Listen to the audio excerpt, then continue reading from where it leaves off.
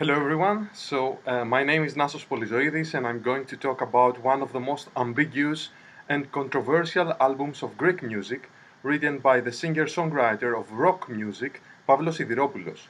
This is a posthumous release entitled The Blues of the Prince and consists of demo songs that resemble Rebetiko music, and according to some critics and journalists, this was a solid effort to blend Rebetiko and blues.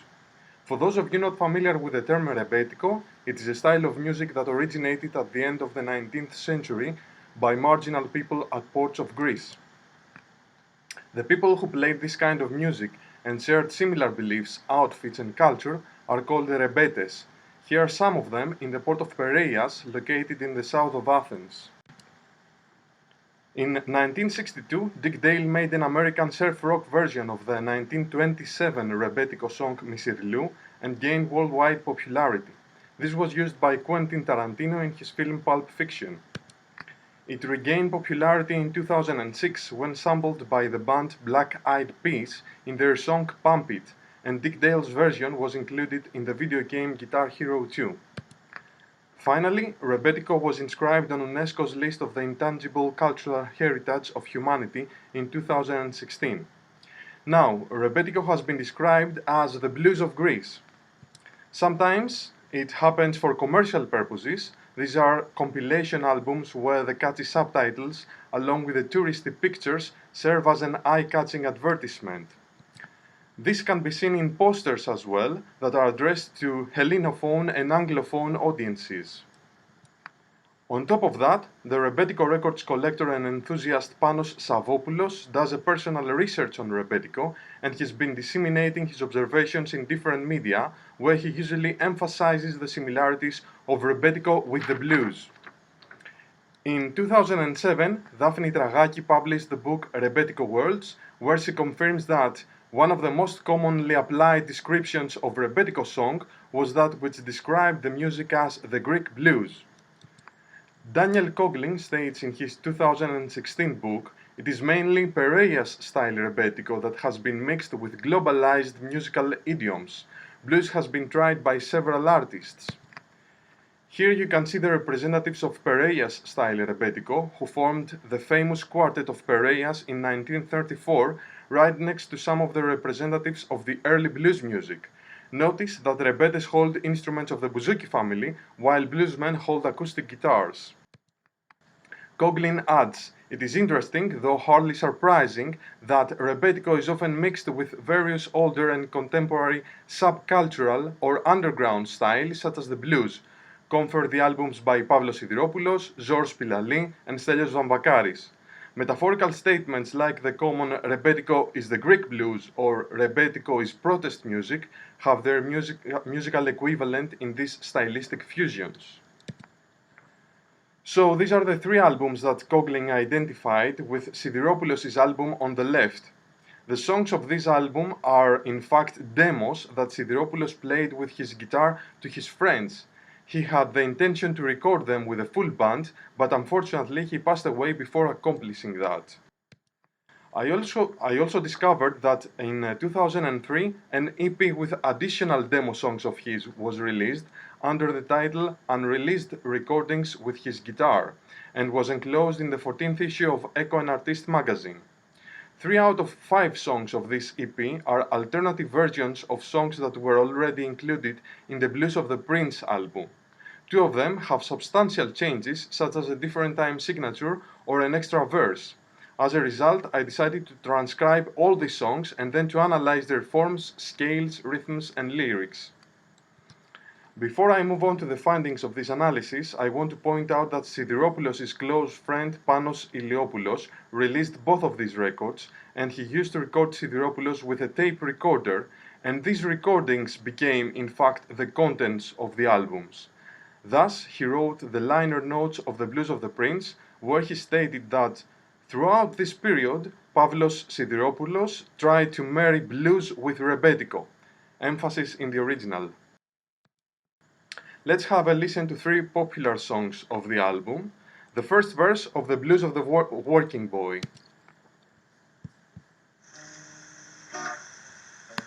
Απόψε τόσο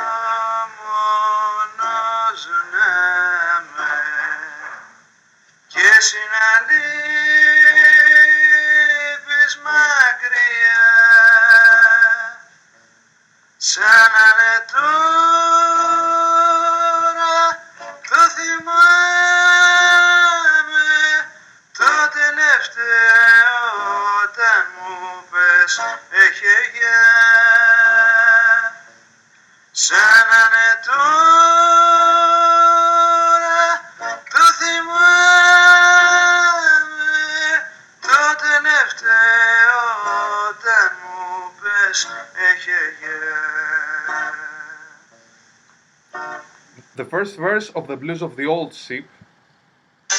Πήρες βάρονα κι αναμενίζει παλικάρι απ' τη γωνιά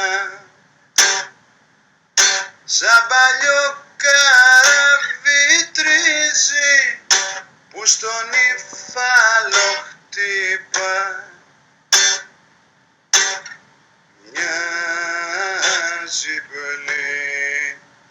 μοιάζει πλοίο στοιχειωμένο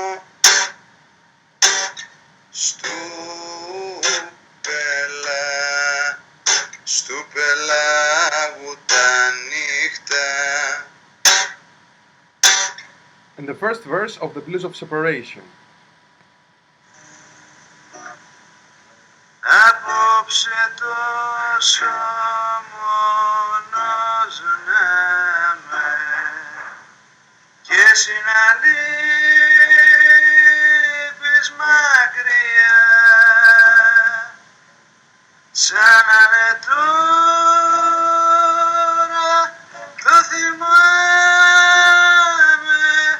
το τελευταίο όταν μου πες έχε γεια σαν να είναι τώρα το θυμάμαι το τελευταίο όταν μου πες έχε γεια. Now, this is a review of a well-known critic who wrote, "You need the right angle, and only then does the blues spill over, flooding the brain cells, like a blues that keep the ethos, style, and lines of the old Rebetiko intact.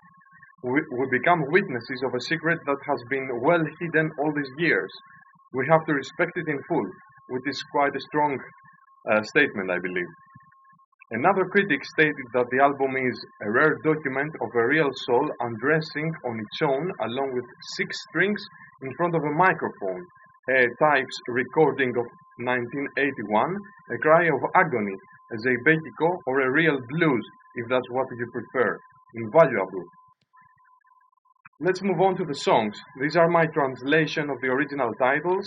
Bear in mind that all these titles have been invented by Sidiropoulos' friend, Pavlos Sidiropoulos, when producing the album. This is not clearly stated, and the potential buyer may think that the songwriter came up with this idea. He also named the A side of the vinyl and cassette that contained the first 6 songs the white side, while the other is the black side. This decision can be interpreted in different ways. So I color-coded the terms that can be associated with the blues and Rebetiko, and you can see 6 instances of the term blues and only 1 occurrence of the term Rebetiko, that is the most popular Rebetiko dance. There is a rumor that Urbolas, that appears in track 8, was among us, a tough guy that belonged to the underworld, which was associated with Rebetiko. However, it hasn't been confirmed. Similarly, Thomas, that appears in track 2, could have been a tavern or hash dance owner, but once again, this assumption cannot be confirmed. As a result, this is the first of a succession of pie charts that I created to present my analysis. 55% of the songs contain the word blues within their title. I haven't assigned any percentages to the word Rebetiko, since this dance is currently associated with other genres as well, primarily with Laiko. In this slide, I present the structures of all the songs. Notice that he didn't use a specific structure for all of his songs. Furthermore, you can see the alternative versions for the first 2 songs as they appear in the EP. The letter V represents verses and the letter C represents choruses. Hence, you can see that the first 2, the last 2, and the 8th are verse-chorus songs. The 3rd and the 4th are strophic songs, also known as AAA. The 5th and the 7th are strophic songs that contain additional instrumental sections.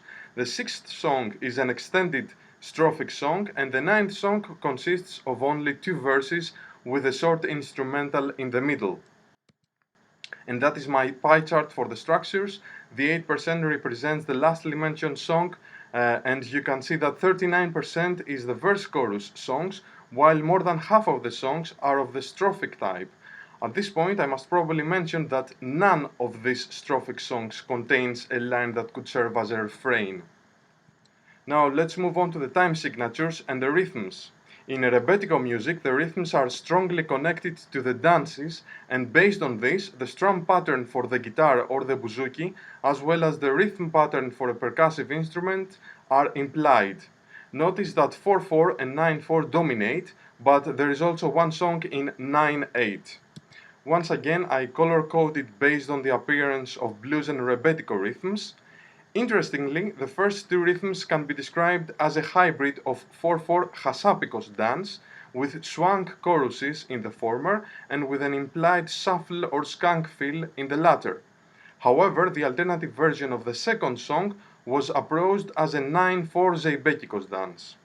The sixth song has a shuffle or swing feel with added ghost notes. The fourth, eighth, and ninth songs are 9/4 zeibekikos, and the fifth song is a 9/8 karsilamas dance. The 10th song is a 4/4 hasapikos dance, while the 7th song resembles the same dance. Finally, the 3rd and the 11th songs do not feature a certain Rebetiko or blues feel. This is my pie chart for the rhythms. I shall also mention that 9/4 and 9/8 dances are not divided in the typical way.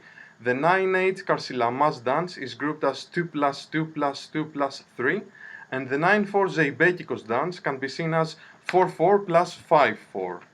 The rhythms of most of the songs have been derived from the Rebetiko tradition, and only a small percentage can be described as a blues shuffle or a fusion.